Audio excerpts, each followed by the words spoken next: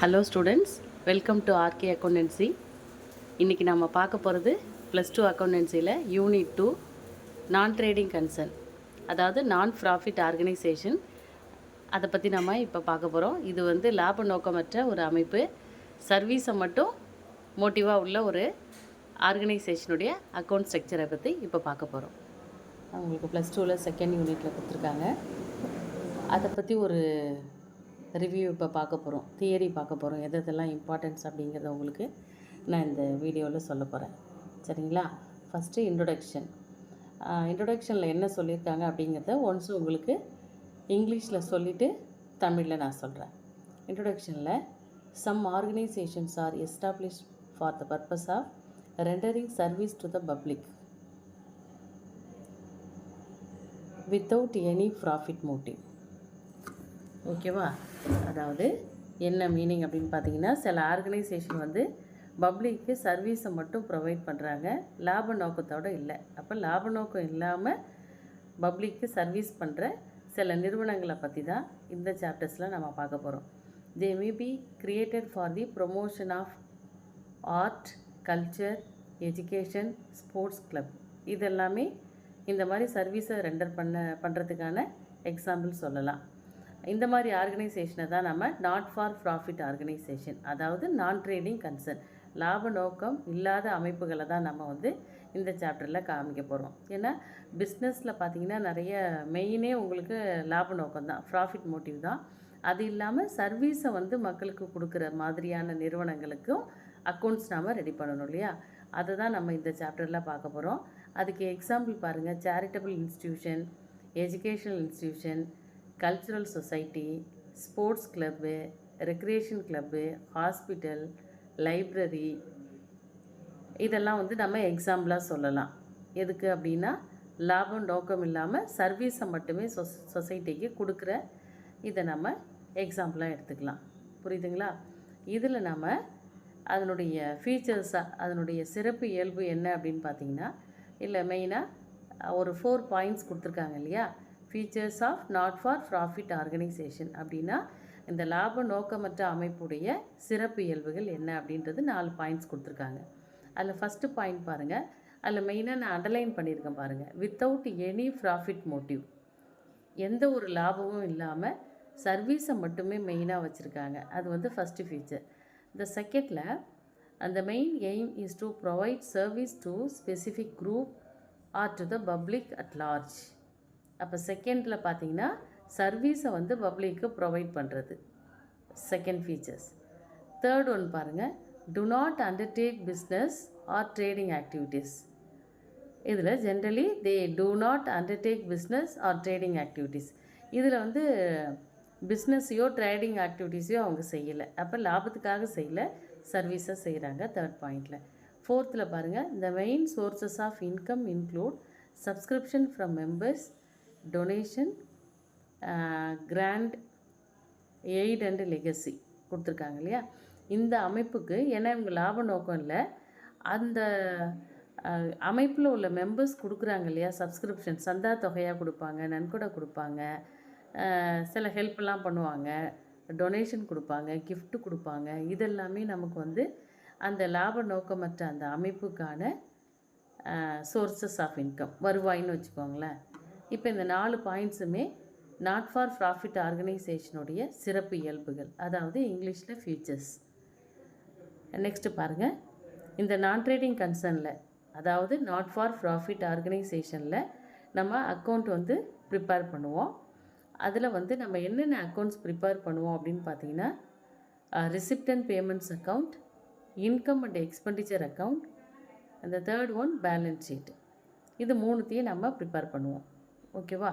இப்போ இதில் ஃபஸ்ட்டு நம்ம ரிசிப்ட் அண்ட் பேமெண்ட்ஸ் அக்கௌண்ட்டுனா என்ன, அதில் எந்தெந்த விஷயத்தெல்லாம் நம்ம எடுத்துக்கணும், எந்தெந்த இம்பார்ட்டன்ட் பாயிண்ட்ஸை எடுத்துக்கிட்டால் இந்த ரிசிப்ட் அண்ட் பேமெண்ட்ஸ் அக்கௌண்ட்டை நம்ம வந்து ஒர்க் அவுட் பண்ணலாம் அப்படிங்கிறத இதில் நம்ம பார்க்க போகிறோம். சரிங்களா? ஃபஸ்ட்டு பாருங்கள், ரிசிப்ட் அண்ட் பேமெண்ட்ஸ் அக்கௌண்ட். இதில் சிம்பிளாக நீங்கள் ஞாபகம் வச்சுக்கோங்க, ரிசிப்ட் அண்டு பேமெண்ட்ஸு. என்ன ரிசிப்ட்டுன்னு பார்க்கணும். ரிசிப்ட்டுனா நமக்கு பெறுதல்கள், பேமெண்ட்ஸுனால் செலுத்துதல். புரியுதா? அப்போ வந்து ரிசிப்டையும் பேமெண்ட்ஸையும் மட்டும் பார்த்தா போதும். அதில் ஒரு லைனில் கொடுத்துருக்காங்க பாருங்கள், ஃபஸ்ட் லைனில் receipt and payments account is a summary of cash and cash transaction of not for profit organisation prepared at the end of each financial year. ஒவ்வொரு அக்கௌண்டிங் இயர்லேயும் ஃபினான்ஷியல் இயர்லேயும் எண்டில் நம்ம கடைசியாக என்ன பண்ணுவோம் அப்படின்னா ஒரு summary of cash book and bank transaction, எவ்வளோ கேஷ் இருக்குது, எவ்வளோ பேங்க் இருக்குது, பேங்க்கில் நமக்கு அமௌண்ட் இருக்குது, எவ்வளோ செலவு பண்ணியிருக்கோம் அப்படின்றதெல்லாம் நம்ம இயர் எண்டிங்கில் நமக்கு தெரியணும் இல்லையா. அது வந்து பிஸ்னஸ் பண்ணுற ஒரு கன்சர்னாக இருந்தாலும் சரி, சர்வீஸ் பண்ணுற ஒரு கன்சர்னாக இருந்தாலும் சரி, நமக்கு எவ்வளோ இன்கம் கிடச்சிருக்கு, அதுலேருந்து எவ்வளோ எக்ஸ்பெண்டிச்சர் பண்ணியிருக்கோம், எவ்வளோ பணம் நமக்கு உள்ளே வந்திருக்கு, எவ்வளோ செலவு பண்ணியிருக்கோம் அப்படின்னு நம்ம தெரிஞ்சுக்கணும் இல்லையா. அதனால் ஃபஸ்ட்டு ஸ்டெப்பாக நம்ம இதில் நான் ட்ரேடிங் கன்சர்னில், அதாவது நாட் ஃபார் ப்ராஃபிட் ஆர்கனைசேஷனில் அக்கௌண்ட்ஸாக நம்ம என்ன மெத்தட் போடுறோம் அப்படின்னு பார்த்தீங்கன்னா ரிசிப்ட் அண்ட் பேமெண்ட்ஸ் அக்கௌண்ட். இது எப்படி இருக்கும் அப்படின்னு பார்த்தீங்கன்னா, இது வந்து ரியல் அக்கௌண்ட். ரியல் அக்கௌண்ட் அப்படின்னா நம்ம என்ன சொல்லுவோம் தமிழில், சொத்து கணக்குன்னு சொல்லுவோம் இல்லையா, அதுதான் இது ரியல் அக்கௌண்ட் நேச்சர். அதுக்குள்ள நேச்சர் இதில் இருக்கும். The receipt and payments account begins with the opening balance of cash and bank and end with closing balances of cash and bank. இதுக்கு மீனிங் பார்த்தீங்கன்னா receipt and payments அக்கௌண்ட்டில் பார்த்தீங்கன்னா opening பேலன்ஸோடு தொடங்கும், closing பேலன்ஸோடு முடியும். அப்போ ஓப்பனிங் பேலன்ஸு கேஷ் பேலன்ஸாக இருக்கலாம், bank பேலன்ஸாக இருக்கலாம். அப்படின்னா என்ன அர்த்தம், நம்ம கையில் எவ்வளோ கேஷ் இருக்குது, எவ்வளோ பேங்க் பேலன்ஸ் இருக்குது அப்படின்னு நம்ம தொடக்கத்தில் சொல்லுவோம், எண்ட்லேயும் சொல்லுவோம். எவ்வளோ கேஷில் இருக்குது, எவ்வளோ பேங்க்கு அப்படின்றதையும் டீட்டெயில் சொல்லுவோம். அதுதான் இந்த லைனில் receipt and payments account begins with the opening balance of cash and bank. அதே மாதிரி end with closing balance of cash and bank.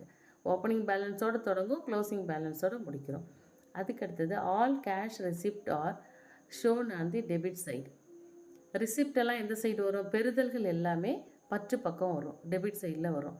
And all cash payment, நம்ம செலுத்துதல் அதாவது செலவெல்லாம் எந்த சைடில் வரும்னு பார்த்தீங்கன்னா கிரெடிட் சைடு வரும்.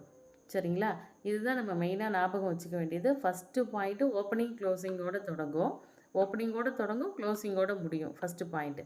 அதுக்கப்புறம் ரிசிப்ட் எல்லாம் எந்த சைடு வரும் அப்படின்னா டெபிட் சைடு, பேமெண்ட் எல்லாம் கிரெடிட் சைடு. இது சிம்பிளாக ஞாபகம் வச்சுக்கோங்க. அதுக்கப்புறம் பார்த்தீங்கன்னா all cash receipt and payments whether of capital or revenue nature will be recorded in the receipt and payments account. இந்த receipt and payments accountல பார்த்தீங்கன்னா ரிசிப்டா பேமெண்ட்டா, அதாவது பெறுதலாக செலுத்தலாக மட்டும்தான் பார்க்கணுமே தவிர நீங்கள் அது வந்து கேபிட்டல் நேச்சராக ரெவன்யூ நேச்சராக, அதாவது ரெவன்யூ நேச்சர்னால் ஒரு வருஷத்துக்கு உள்ளதை மட்டும் நம்ம பார்க்குறது, கேபிட்டல் அப்படின்னா நீண்ட காலத்துக்குள்ளதை பார்க்குறது. அப்படிலாம் இல்லாமல் நம்ம கேபிட்டலாக இருந்தாலும் எடுத்துக்கலாம், ரெவன்யூவாக இருந்தாலும் எடுத்துக்கலாம். அடுத்த பாயிண்டில் they may relate to the current year or the previous year or the subsequent year. அதாவது இதில் நம்ம ரிசிப்டாக பேமெண்ட்டான்னு மட்டுமே பார்க்கணுமே தவிர போன வருஷத்து தான், அடுத்த வருஷத்து தான், இந்த வருஷத்து தான் அப்படிலாம் கிடையாது. அது வந்து ரிசிப்டான்னு பார்த்தா போதும், பேமெண்ட்டான்னு பார்த்தா, அது போன வருஷமாக இருந்தாலும் எடுத்துக்கலாம், கரண்ட் இயராக இருந்தாலும் எடுத்துக்கலாம், நெக்ஸ்ட் இயராக இருந்தாலும் எடுத்துக்கலாம். சரிங்களா, அதுக்கப்புறம் பாருங்கள், இதுதான் மெயினாக நீங்கள் ஞாபகம் வச்சுக்க வேண்டியது. அதில் நான் cash items such as depreciation, outstanding expenses and accrued income are not shown receipt and payments account. இப்போ நம்ம வந்து என்னென்னா அவுட்ஸ்டாண்டிங், டிப்ரிசியேஷன் இது மாதிரி நான் கேஷ் ஐட்டத்தை இதில் நம்ம எடுத்துக்கக்கூடாது. சிம்பிளாக சொல்லப்போனால் ரிசிப்ட் அண்ட் பேமெண்ட்ஸில் நம்ம வந்து இது வந்து ரியல் அக்கௌண்ட்டு, ஓப்பனிங் பேலன்ஸோடு தொடங்கும், க்ளோசிங் பேலன்ஸோடு முடியும். அதுக்கப்புறம் பார்த்திங்கன்னா ரிசிப்டெல்லாம் டெபிட் சைடில், அதாவது பற்று பக்கத்தில், பேமெண்ட்டெல்லாம் கிரெடிட் சைடில். ஓகேங்களா, அதுக்கப்புறம் இதில் கேபிட்டல் நேச்சராக இருந்தாலும் எடுத்துக்கணும், ரெவன்யூ நேச்சராக இருந்தாலும் எடுத்துக்கணும்.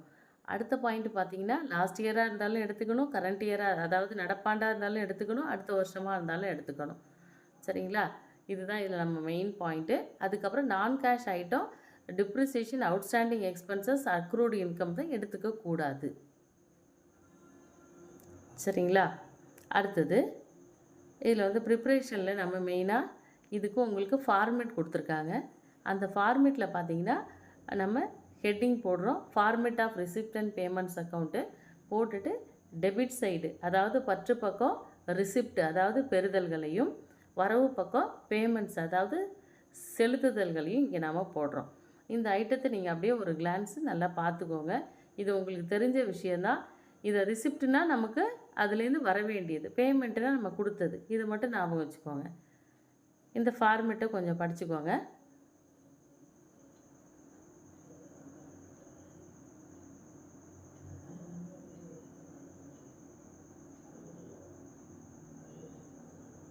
நெக்ஸ்ட்டு இல்லஸ்ட்ரேஷன் 1 பாருங்கள். From the following particulars of Tamil educational society. அந்த ப்ராப்ளத்துடைய நேம்லேயே நமக்கு தெரியும் அது சர்வீஸ் மோட்டிவோட உள்ள ஒரு ஃபேம் தான், அப்படின்ற ஒரு இன்ஸ்டியூஷன் தான் அப்படின்றது உங்களுக்கு தெரியும். Tamil educational society prepare receipt and payments account for the year ended 31st March 2019. இது ஃபஸ்ட் இல்லஸ்ட்ரேஷன். இதில் வந்து பர்டிகுலர்ஸ் உங்களுக்கு கொடுத்துருக்காங்க. அதை நீங்கள் ரீட் பண்ணி எதை மட்டும் ஐடென்டிஃபை பண்ணால் போதும் அப்படின்னா, ரிசிப்டாக பேமெண்ட்டான்னு மட்டும் நீ பார்த்தா போதும். இப்போது நம்ம என்ன சொல்லியிருக்கோம் அப்படின்னா, ரிசிப்ட் அண்ட் பேமெண்ட்ஸுக்கு டெபிட் சைடு ரிசிப்ட்டும் கிரெடிட் சைடு பேமெண்ட்டும் சொல்லியிருக்கோம். சரிங்களா? அதுக்கப்புறம் ஓப்பனிங் பேலன்ஸோடு ஆரம்பிக்கணும், க்ளோசிங் பேலன்ஸோடு முடிக்கணும்னு சொல்லியிருக்கோம். அப்போ இந்த ப்ராப்ளத்தில் எடுத்தோடனே opening cash balance us on 1/4/2018 அப்படின்னு கொடுத்துருக்கு இல்லையா? அப்போ இது மார்ச் 2019 முடியுது. அப்போ எப்போ ஆரம்பிச்சிருக்கோம் அப்படின்னா 1/4/2018 ஆரம்பிச்சிருக்கோம். அதனால் அது ஓப்பனிங் பேலன்ஸு 18,000 கொடுத்துருக்காங்க. அதுக்கப்புறம் ரெண்ட்டு பெய்டுனா இது எதில் வரும்? பேமெண்ட்ஸில் வரும். அடுத்தது ஸ்காலர்ஷிப் கிவன் அப்படின்னு சொல்லிட்டு கொடுத்துருக்காங்க இல்லையா? அப்போ நம்ம வந்து கொடுத்துருக்கோம், பேமெண்ட் சைடு வரும். அடுத்து என்ட்ரன்ஸ் ஃபீஸ் ரிசீவ்டுன்னு வந்திருக்கு. அப்போ நமக்கு உள்ள பணம் வந்திருக்கு, ரிசிப்டில் அதை போடணும். அடுத்து பில்டிங் பர்ச்சேஸ்டுன்னு கொடுத்துருக்கு. பில்டிங் பர்ச்சேஸ்னால் என்ன பண்ணியிருப்போம்? நம்ம செலவு பண்ணி பில்டிங்கை பர்ச்சேஸ் பண்ணியிருப்போம், அதனால் பேமெண்ட்ஸில் வரணும். ஸ்டாஃப் சேலரி அதுவும் நமக்கு செலவு தான், அதனால் பேமெண்ட் சைடு. சப்ஸ்கிரிப்ஷன் ரிசீவ்டுன்னு வந்திருக்கு இல்லைங்களா? அது வந்து ரெசிப்ட் சைடு வரும். இப்போ நம்ம இந்த என்னென்ன அப்படின்றத நம்ம ஐடென்டிஃபை பண்ணிட்டோம். அந்த அக்கௌண்ட்டை நம்ம ஓப்பன் பண்ண போகிறோம். இந்த books of Tamil educational society receipt and payments account for the year ended 31st March 2019. இப்போ ரிசிப்ட் எல்லாம் டெபிட் சைடும், பேமெண்ட்ஸ் எல்லாம் கிரெடிட் சைடு போட போகிறோம். ஓப்பனிங் பேலன்ஸோடு ஆரம்பிக்க போகிறோம். டு பேலன்ஸ் ப்ராடவுன் நம்ம ஓப்பனிங்கில் 1/4 உள்ள 18,000 போட்டுட்டோம். அதுக்கடுத்து ரெண்ட் பெய்டு செகண்ட் ஐட்டமாக, அது வந்து பேமெண்ட்டு, அதனால் பை ரெண்ட் பெய்டு. அடுத்து ஸ்காலர்ஷிப் கிவன் கொடுத்துருக்கனால இதுவும் நமக்கு செலவு தான், அதனால் payment side by scholarship given 15,200. அடுத்தது என்ட்ரன்ஸ் ஃபீஸ் ரிசீவ்டுன்னு கொடுத்துருக்கு, அதனால் ரிசீவ்டுன்னு அதனால் receipt side entrance fees 18,500. Next item building purchased. இந்த பில்டிங் பர்ச்சேஸுங்கிறது ஃபிக்ஸட் அசெட். இதில் நம்ம ரிசிப்ட் அண்ட் பேமெண்ட்ஸில் நம்ம ஃபிக்ஸடாக இருந்தாலும் சரி, கரண்ட்டாக இருந்தாலும் சரி, ரெவன்யூ ஐட்டமாக இருந்தாலும் சரி, கேபிட்டலாக இருந்தாலும் சரி, எல்லாத்தையுமே நம்ம இதில் எடுத்துக்கலாம். அதனால் இங்கே பில்டிங் பர்ச்சேஸு 2,10,000. அடுத்தது பை ஸ்டாஃப் சேலரி, இது வந்து நமக்கு எக்ஸ்பென்சஸ்ங்க பேமெண்ட்டு, அதனால் அதை பேமெண்ட் சைடு போடுறோம். ஸ்காலர்ஷிப் ரிசீவ்டு வந்து ரிசிப்ட் சைடு 2,65,000 போட்டுட்டு நம்ம க்ளோசிங் பேலன்ஸ் சம்மில் கொடுக்கல பார்த்தீங்களா? அப்போ நம்ம என்ன செய்யணும் அப்படின்னா, எப்பயுமே நமக்கு ரிசிப்ட் அதிகமாக இருக்கணும். அதாவது உள்ளே வந்த பணம் பெறுதல் நிறையா இருக்கணும். அதுலேருந்து பேமெண்ட்ஸை லெஸ் பண்ணால் தான் நமக்கு என்ன கிடைக்கும்? ஃபேவரபிள் பேலன்ஸ் கிடைக்கும். இந்த இடத்துல நம்ம வந்து ப்ராஃபிட்லாம் சொல்லக்கூடாது. நம்ம க்ளோசிங்காக எவ்வளோ கேஷு கையில் இருக்கும் அப்படின்றத பார்க்குறோம். அப்படி பார்த்திங்கன்னா டெபிட் சைடு தான் இந்த சம்மில் நிறையா இருக்குது. அதை ஆட் பண்ணால் 3,01,500. அதை ரெண்டு சைடும் போட்டுருங்க. போட்டுட்டு மேலே உள்ள rent paid, scholarship given, building purchase, staff salary, இந்த 4 ஐட்டத்தையும் கூட்டி இந்த 3,01,500 லெஸ் பண்ணிங்கன்னா வரக்கூடிய பேலன்ஸு 15,300. இதுதான் நம்ம க்ளோசிங் பேலன்ஸாக கேஷ் இன் ஹேண்டு கையில் இருக்கும்.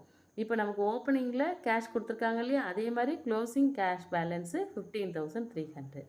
ஓகேவா? இதுதான் ஃபஸ்ட்டு இல்லஸ்ட்ரேஷன். உங்களுக்கு அட்ஜஸ்ட்மெண்ட்லாம் இல்லாமல் சிம்பிளாக கொடுத்துருக்காங்க.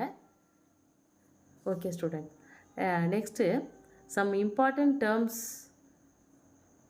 used in these accounts.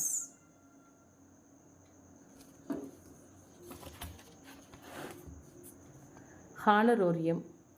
It is the remuneration paid to a person who is not a regular employee of the organization. It is a revenue expenditure. Honorarium அப்படிங்கிறது regular employee அந்த ஆர்கனைசேஷனுக்கு அவங்க கிடையாது. எப்பயாவது வந்துட்டு போகிறவங்கள நம்ம என்ன பண்ணுறோம், ஹானர் பண்ணுறதுக்காக கொடுக்க வேண்டிய அமௌண்ட்டு ஹானரோரியம். சப்போஸ் அவங்க சீஃப் கெஸ்ட்டாக கூட வரலாம், ஏதோ ஒரு ஜட்ஜாக வந்து ஒரு ஸ்போர்ட்ஸுக்கு அவங்க ஜட்ஜாக இருக்கலாம். இந்த மாதிரி வர்றவங்கள நம்ம என்ன பண்ணுவோம், மரியாதை நிமித்தமாக அவங்களுடைய ஒர்க்கை ஹானர் பண்ணுறதுக்காக அவங்களுக்கு ஒரு அமௌண்ட் கொடுப்பாங்க இல்லையா, அதுக்கு பேர் தான் honorarium. Okay, next purchase of sports material. Sports material such as ball, bat, net etcetera or consumable item. இதெல்லாம் எப்பயுமே நம்ம பர்ச்சேஸ் பண்ணுவாங்க. ஏன்னா ஸ்போர்ட்ஸ் கிளப்பாக இருந்தால் அங்கே வந்து என்ன பண்ணுவோம் நம்ம அப்படின்னா, நிறைய மெம்பர்ஸ் இருப்பாங்க. அவங்க வந்து ஸ்போர்ட்ஸ் கிளப்பில் அவங்க மெம்பர்ஸாக இருந்து அவங்க வந்து அதில் விளையாடி நிறைய விஷயத்த அங்கே வந்து லேர்ன் பண்ணுவாங்க. ஸ்போர்ட்ஸ் லேர்ன் பண்ணதாக இருக்கட்டும், காம்படிஷனில் கலந்துக்கிறதா இருக்கட்டும். அப்போ அவங்களுக்கு வந்து நம்ம என்ன ஸ்போர்ட்ஸ் மெட்டீரியல்லாம் வாங்கணும் இல்லையா, அதுதான் இங்கே வந்து purchase of sports material. Amount of consumed sports material are taken as a revenue expenditure and the value of unconsumed sports material are shown as asset side in the balance sheet. இப்போ என்னென்னா, purchase பண்ணுற sports மெட்டீரியலை அதுக்கு செலவு பண்ணுறோம். அதுக்கப்புறம் நமக்கு பார்த்திங்கன்னா, இது வந்து நம்ம பர்ச்சேஸ் பண்ணுறது ரெவன்யூ எக்ஸ்பெண்டிச்சர். 1 இயர்க்குள்ளார நம்ம இதை அதாவது ஓல்டாக இருந்தால் அதை சேல் பண்ணுவோம், புதுசாக வந்து நம்ம பர்ச்சேஸ் பண்ணுவோம். அதே மாதிரி க்ளோசிங்கில் அந்த வேல்யூ இருந்துச்சுன்னா அது ஸ்டாக்குன்னு காமிச்சு பேலன்ஸ் ஷீட்டில் அசட் சைடு காமிப்போம். அடுத்தது purchase of sports equipment. Equipment அப்படிங்கிறது பார்த்திங்கன்னா, இதில் என்ன உனக்கு எக்ஸாம்பிள் கொடுத்துருக்காங்க அப்படின்னா, purchase of table tennis table, billiards table. இந்த மாதிரி நம்ம ஸ்போர்ட்ஸ் சம்மந்தப்பட்ட எக்யூப்மெண்ட்ஸ் அது நமக்கு அசட் மாதிரி தான். அது வந்து ரொம்ப வருஷத்துக்கு நம்மள்ட்ட இருக்கும் இல்லையா, அதனால இது வந்து கேபிட்டல் எக்ஸ்பெண்டிச்சர். ரெண்டுத்துக்கும் வித்தியாசம் புரிஞ்சுக்கோங்க. பர்ச்சேஸ் ஆஃப் ஸ்போர்ட்ஸ் மெட்டீரியல் முதல்ல உள்ள பாயிண்டில் பேட்டு, பாலு இதெல்லாம் வருஷம் வருஷம் நமக்கு பழசாக போகும், வாங்குவோம். அதுக்கு நம்ம செலவு பண்ணுறது ரெவன்யூ எக்ஸ்பெண்டிச்சர். அது 1 இயர்க்குள்ளார உள்ளது. ஆனால் பர்ச்சேஸ் ஆஃப் ஸ்போர்ட்ஸ் எக்யூப்மெண்ட்டுங்கிறது ரொம்ப வருஷத்துக்கு இருக்கும்.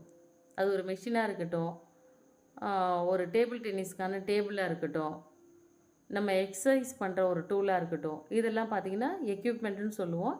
இது வந்து ரொம்ப வருஷத்துக்கு அதனுடைய பெனிஃபிட் இருக்கிறதுனால அமௌண்ட்டும் லம்பாக செலவு பண்ணியிருப்போம். அப்போ அதுக்கு பேர் வந்து கேபிட்டல் எக்ஸ்பெண்டிச்சர். ஓகேங்களா. அடுத்தது purchase of books for library. லைப்ரரிக்காக நம்ம புக்ஸை பர்ச்சேஸ் பண்ணுறோம். அந்த புக்ஸும் அந்த லைப்ரரியில் ரொம்ப வருஷத்துக்கு இருக்கும். அதனால இதுவும் என்ன, கேபிட்டல் எக்ஸ்பெண்டிச்சர். அப்போ கேபிட்டல் நேச்சர்னால் ரொம்ப வருஷத்துக்கு அதனுடைய பெனிஃபிட் இருக்கும், நம்ம அதிகமாக செலவு பண்ணுவோம். ரெவென்யூ நேச்சர்னால் கம்மியாக செலவு பண்ணுவோம், அதுக்கான நேச்சர் வந்து வித்தின் இயர்க்குள்ளார சேஞ்சஸ் இருக்கும். சரிங்களா. Next we are going to some few examples of capital and revenue items peculiar to not for profit organization as given below. இப்போ இதில் உங்களுக்கு டிஃப்ரென்ஸ் புரியும் பாருங்கள். ரெவன்யூ ரிசிப்ட்னா இது, கேபிட்டல் ரிசிப்ட்னா இது. Revenue or capital receipt as per the practice of the organisation அப்படிங்கிறது உங்களுக்கு வேரியேஷன் புரியணுங்கிறதுக்காக இந்த பாக்ஸில் கொடுத்துருக்காங்க, அண்டர்ஸ்டாண்ட் பண்ணிக்கோங்க. First revenue receipt. சப்ஸ்கிரிப்ஷன் அப்படிங்கிறது தமிழில் சந்தா தொகைன்னு சொல்லுவாங்க. ஒரு கிளப்பில் நம்ம மெம்பராக சேரணும்னா அந்த சந்தா தொகையை நம்ம கட்டுவோம். அது வந்து ரெவன்யூ ரிசிப்ட், அவங்க மாதம் மாதம் கொடுப்பாங்க. சரிங்களா. அதுவே இந்த சைடு வந்துடுங்க, கேபிட்டல் ரிசிப்ட் அப்படின்றது லைஃப் மெம்பர்ஷிப் ஃபீஸ். அப்படின்னா வாழ்நாள் முழுக்க அவங்க ஃபுல்லாக ஒரு அமௌண்ட்டை கொடுத்துட்டாங்கன்னா, அதாவது சப்ஸ்கிரிப்ஷனாக கொடுத்துட்டாங்கன்னா அதை வந்து கேபிட்டல் ரிசிப்ட்னு சொல்லுவோம். அவங்க லைஃப் டைத்துக்கும் ஒரே அமௌண்ட் கட்டிட்டாங்க. சரிங்களா. அதுக்கப்புறம் பாருங்கள், இன்ட்ரெஸ்ட் ஆன் இன்வெஸ்ட்மெண்ட். இந்த ரெவன்யூ ரிசிப்டில் நம்ம இன்வெஸ்ட் பண்ணியிருக்கோம், அதுலேருந்து நமக்கு இன்ட்ரெஸ்ட் வருது. இது வந்து அந்த மாதமோ 3 மாதத்துக்கு ஒரு தடவோ அப்படி நமக்கு இன்ட்ரெஸ்ட் வந்துக்கிட்டே இருக்கிறதுனால அதை வந்து நம்ம ரெவன்யூ ரிசிப்டாக நம்ம எடுத்துக்கிறோம். சரிங்களா. அதுக்கப்புறம் interest on fixed asset. Fixed asset அப்படிங்கிறது லாங் டேர்மாக இருக்கலாம், ஆனால் அதுலேருந்து வரக்கூடிய இன்ட்ரெஸ்ட் வந்து நமக்கு ரெவன்யூ நேச்சர். அடுத்தது sale of old sports material. இதுவும் ரெவன்யூ நேச்சர், அதுலேருந்து நமக்கு இன்கம் வரும்.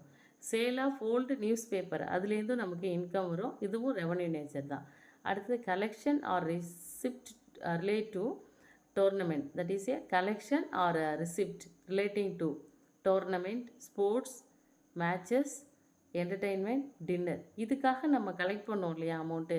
ஒரு டோர்னமெண்ட் கண்டக்ட் பண்ணுவாங்க, ஒரு ஸ்போர்ட்ஸு, மேட்ச்சு, என்டர்டெயின்மெண்ட்டு, டின்னர், இது எல்லாமே நம்ம டிஃப்ரெண்ட் ஆஸ்பெக்டில் இருந்தாலும் அதுக்கு ஒரு மீனிங் இருக்குது. இதுக்காக நம்ம கிளப்லேருந்து அமௌண்ட்டை கலெக்ட் பண்ணுவாங்க. இது வந்து நமக்கு கலெக்ஷன் ஆர் ரிசிப்ட். இது வந்து கலெக்ஷனுக்காக இல்லை, அந்த ஒரு ஃபங்க்ஷனுக்காக ஸ்போர்ட்ஸோ ஏதோ ஒன்று செஞ்சோம்னா அதுக்கு அமௌண்ட்டை கலெக்ட் பண்ணி செய்வாங்க. அது வரக்கூடிய ரிசிப்ட் இல்லையா, இதுவும் வந்து ரெவன்யூ நேச்சர். அப்படியே கேபிட்டல் ரிசிப்ட்டுக்கு வாங்க. லைஃப் மெம்பர்ஷிப்போ வந்து ஆல்ரெடி நான் சொன்னேன் கம்பேர் பண்ணி சப்ஸ்கிரிப்ஷனோட. இது லைஃப் மெம்பர்ஷிப்புங்கிறது ஒன் டைம் கொடுத்துட்டாங்கன்னா அது ரொம்ப வருஷத்துக்கு அப்படியே இருக்கும், அவங்க இருக்கிற வரைக்கும் அது மெம்பர்ஷிப்கான ஃபீஸ் இருக்கும். இது கேபிட்டல் நேச்சர். அடுத்தது லிகசி அப்படின்னு கொடுத்துருக்காங்க. இது வந்து லிகசிக்கு மீனிங் பாருங்கள், இதுவும் முக்கியமான பாயிண்ட்ஸு. ரிசிப்ட் பேமெண்ட்ஸில் நம்ம என்னென்ன முக்கியமான பாயிண்ட்ஸில் இதுவும் ஒன்று லெகசியும். இது வந்து கிஃப்ட்டு, அந்த நாட் ஃபார் ப்ராஃபிட் ஆர்கனைசேஷன், அந்த ஆர்கனைசேஷனுக்கு கிஃப்டாக விருப்பத்தோடு கொடுத்தாங்கன்னா அதை வந்து நம்ம லெகசின்னு சொல்லலாம். இது வந்து கேபிட்டல் ரிசிப்ட். ஏன்னா இது லம்பாக ஒரு தடவை தான் கொடுப்பாங்க. அந்த கிஃப்டெல்லாம் பார்த்திங்கன்னா மாதம்லாம் கொடுக்க மாட்டாங்க. யார் ஒருத்தவங்க அதாவது கிஃப்டாக கொடுக்கணுன்னு நினைக்கிறாங்களோ அதை அவங்க வந்து விரும்பி எப்பயாவது தான் கொடுப்பாங்க. அதனால தான் அதில் ஒரு வேர்டு உங்களுக்கு பை வில்லுன்னு இருக்கும், விருப்பத்தோடு ஒரு கிஃப்ட்டு கொடுக்கறது. இது வந்து கேபிட்டல் ரிசிப்ட். அதுக்கப்புறம் ஸ்பெசிஃபிக் டொனேஷன், ஏதோ ஒரு பர்பஸ்க்காக கொடுக்குறாங்கன்னு வச்சுக்கோங்களேன். பர்டிகுலராக ஏதாவது ஒரு பில்டிங் கட்டுறதுக்கோ அல்லது ஒரு கிரவுண்டை வந்து எக்ஸ்டெண்ட் பண்ணுறதுக்கோ ஒரு டொனேஷன் கொடுத்தாங்கன்னா ஸ்பெசிஃபிக்காக அதுக்குள்ளே டொனேஷன் தான் அது. அது எப்பயுமே கிடைக்காது, யாராவது ஒருத்தவங்க கொடுக்கணும்னு நினச்சாங்கன்னா அதை ஒன்ஸ் அதை கொடுப்பாங்க. அடுத்தது sale of fixed asset. Fixed அசெட்டை நம்ம என்ன செய்கிறோன்னா சேல்ஸ் பண்ணுறோம். இது டெய்லி நம்ம செய்ய மாட்டோம். அந்த ஃபிக்ஸட் அசெட் ரொம்ப வருஷமாக நம்மள்ட்ட இருந்திருக்கோம், அதை சேல் பண்ணுவோம். அப்போ அதுலேருந்து வரக்கூடிய அமௌண்ட் வந்து நமக்கு கேபிட்டல் ரிசிப்ட். ஓகேவா? ஸ்பெஷல் ஃபண்டு எடுத்தது, ஏதோ ஒரு சர்டன் விஷயத்துக்காக நம்ம ஃபண்டு கலெக்ட் பண்ணுறது, அதுவும் நமக்கு கேபிட்டல் ரிசிப்ட். அடுத்தது டோர்னமெண்ட்டு ஃபண்டு, டோர்னமெண்ட் நடத்துறதுக்காக முன்னாடி அந்த ரெவன்யூ ரிசிப்டில் இருக்குது பாருங்கள், collection or receipt during the tournament இருக்குது. இதில் என்ன வார்த்தை இருக்குது பாருங்கள், டோர்னமெண்ட்டு ஃபண்டுன்னு இருக்குது. அப்போ ஃபண்ட் அப்படிங்கிறது நம்ம நிதியாக அதை கன்வெர்ட் பண்ணி வச்சுருக்கோம், ஒரு அமௌண்ட் அப்படியே வச்சுருக்கோம். அப்போ அதுவும் வந்து கேபிட்டல் ரிசிப்ட்டு.